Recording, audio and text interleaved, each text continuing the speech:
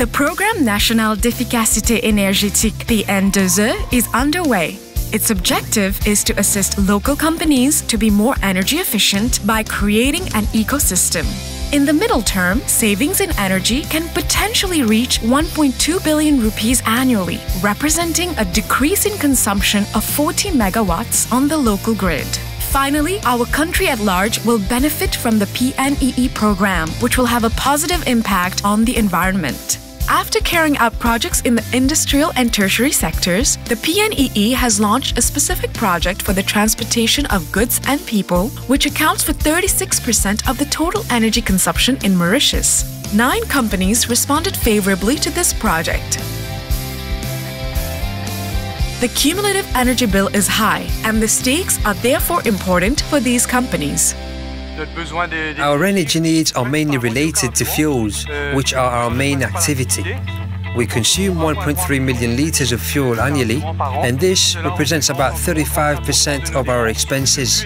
The goal is twofold: not only to reduce the cost of fuel, to be more profitable, but also to reduce our carbon footprint, something that our customers are very sensitive about.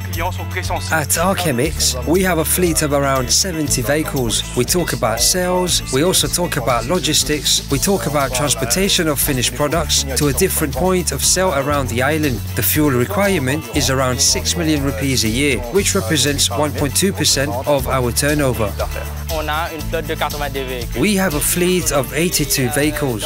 Around 100,000 litres of fuel are used every month. And today, in our cost of operation, fuel represents an average of 65% of the global cost. Business Mauritius has recruited a consulting firm which has already carried out energy audits in the transport sector. The 10 companies benefit from a 60% subsidy thanks to the Switch Africa Green Scheme.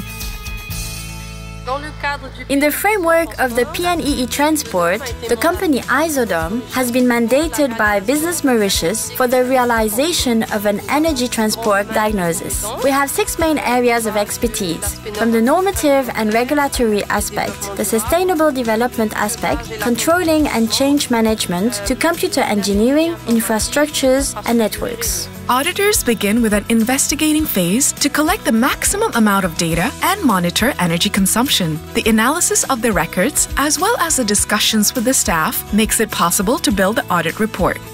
Well, through their fuel consumption, we have identified the emission factors for each type of fuel, that is, for diesel and for gasoline.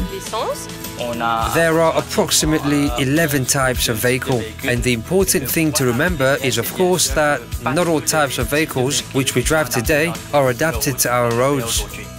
So we had to dig in the archives of the past few years to be able to determine the pattern of the vehicles with regards to consumption, take into consideration the repairs, amongst others.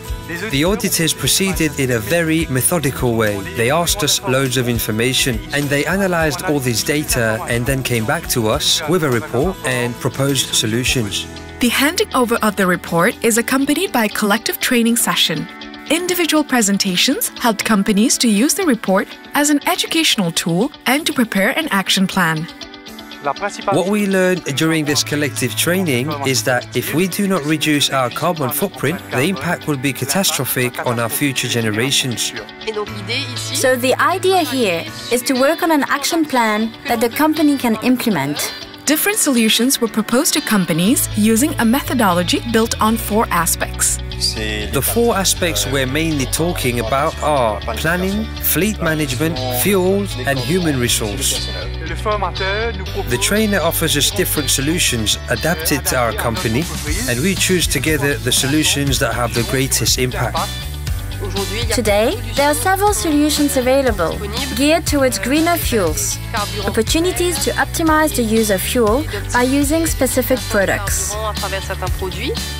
We have seen that there are a lot of actions that can be put in place to improve the procedures and the way of doing things. And within 2 to 3 months, we bought 2 electric buses.